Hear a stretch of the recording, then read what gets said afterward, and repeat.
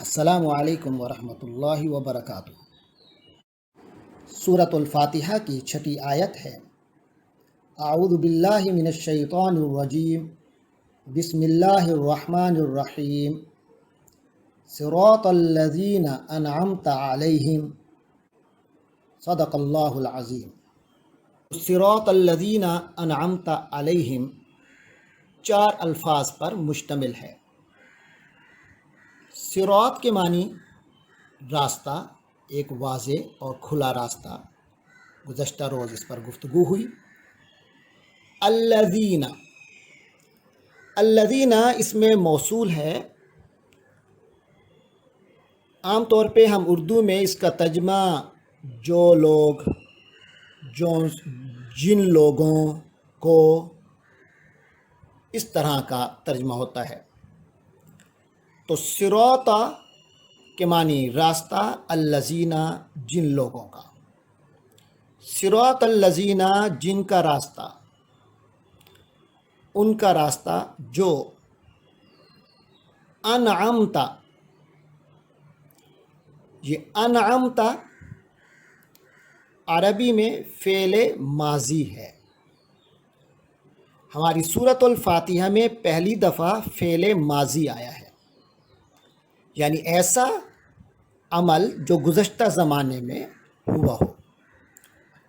تو انعم کے معنی ہے اس نے انعام کیا۔ آپ دیکھیے کہ خود انعام کا لفظ بھی اسی سے نکلا ہے، انعم، انعام۔ اور یہ انعام کے اردو میں ہمارے ہاں الفاظ استعمال ہوتے ہیں، انعام، نعمت، نعیم، منعم، اسی طرح دیگر الفاظ۔ تو نون، عین، میم ان سب کے اندر مشترکہ ہے۔ تو نون، عین، میم مادہ جس لفظ کے اندر ہوگا اس کے اندر آسودگی، خوشحالی، آرام کے معنی پائے جائیں گے۔ فعل ماضی ہے تو انعام کے معنی ہے اس نے انعام کیا۔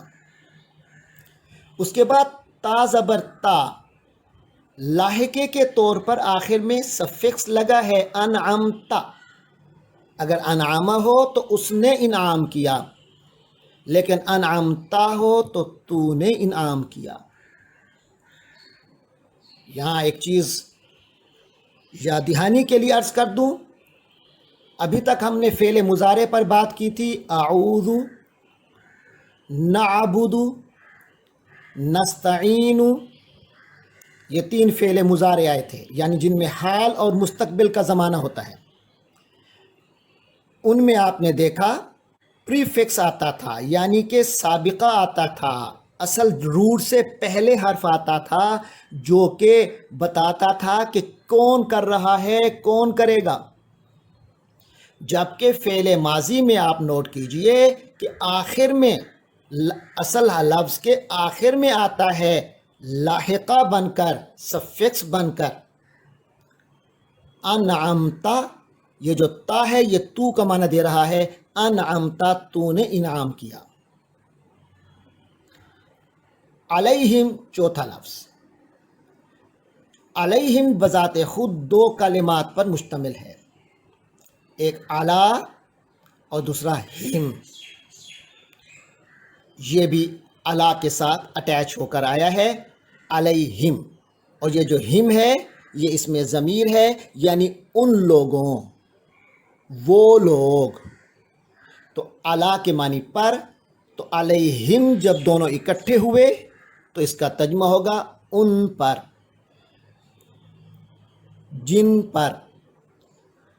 تو صراط الذین انعمت علیہم، تو اس کا ہم بامحاورہ ترجمہ کرتے ہیں، ان لوگوں کا راستہ جن پر تو نے انعام کیا، جن کو تو نے نعمتوں سے نوازا۔ یہ چھٹی آیت ہے۔